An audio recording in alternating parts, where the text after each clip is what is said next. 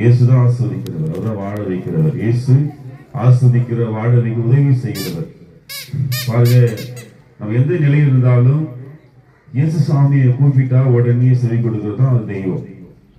எந்த சூழ்நிலை இருந்தாலும் இயேசுவை கூப்பிட்டு பாருங்க, இந்த ராத்திரிகளை கூப்பிட்டு பாருங்க, நிச்சயமாகவே உண்மையாகவே இயேசு செவி கொடுப்பார். யார் கூப்பிட்டாங்கன்னா உண்மையா கூப்பிடணும்.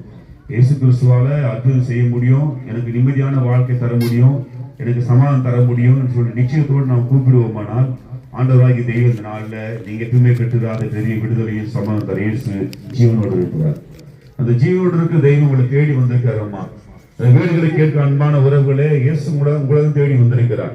உங்களுக்கு நன்மை செய்யும்படியாய், உங்க வாழ்க்கையில் இருக்கிற கஷ்டத்தை மாற்ற முடியாய், உங்க வாழ்க்கையில் கண்ணீரை மாற்ற முடியும் ஆண்டவராய் இயேசு கிறிஸ்து தேடி வந்திருக்கிறார். பாருங்க, இந்த உலகமே அன்புக்காக இயங்கி கொண்டிருக்குது.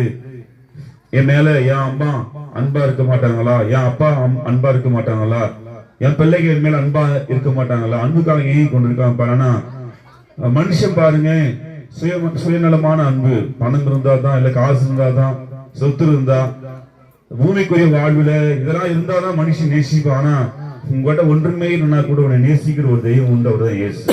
உங்ககிட்ட ஒன்றுமே இல்ல, எல்லாராலும் நீ கைவிடப்பட்டு நிக்கிற, உதவி செய்வார் இல்ல என்று நீங்க தவிக்கிறீங்களா?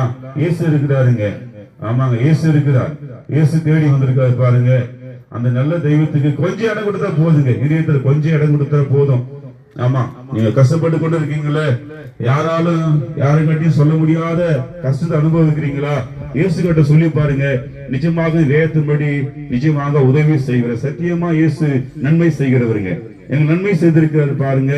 ஆமாங்க, அந்த தெய்வம் தான் உங்களை தேடி வந்திருக்கு. என்ன நன்மை செய்வார்? எல்லா நன்மையும் செய்வார் இயேசு. இந்த நன்மை அந்த நன்மை இல்லை, எல்லா நன்மையும் செய்ய இயேசு நல்லவரா இருக்கிறாருங்க. ஆமாங்க, கலகத்தோடு இருக்கிறீங்களா? எனக்கு யாருமே இல்ல, என்ன வாழ முடியல, எனக்கு யாரா உதவி செய்ய முடியுமா இந்த எண்ணத்தோடு இருக்கீங்களா? இயேசு இருக்கிறாருங்க. ஆமா, வாழ வைக்க தெய்வம் இயேசு இருக்கிறாருங்க.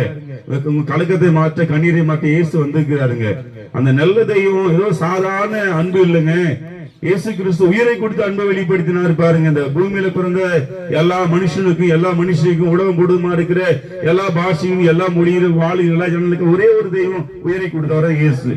ஆமாங்க, எல்லா தேசத்துக்கும் எல்லா பாஷைக்காரர்களுக்கும் ஒரே ஒரு தெய்வம் உயிரை கொடுத்திருக்க அவர் தான் இயேசு.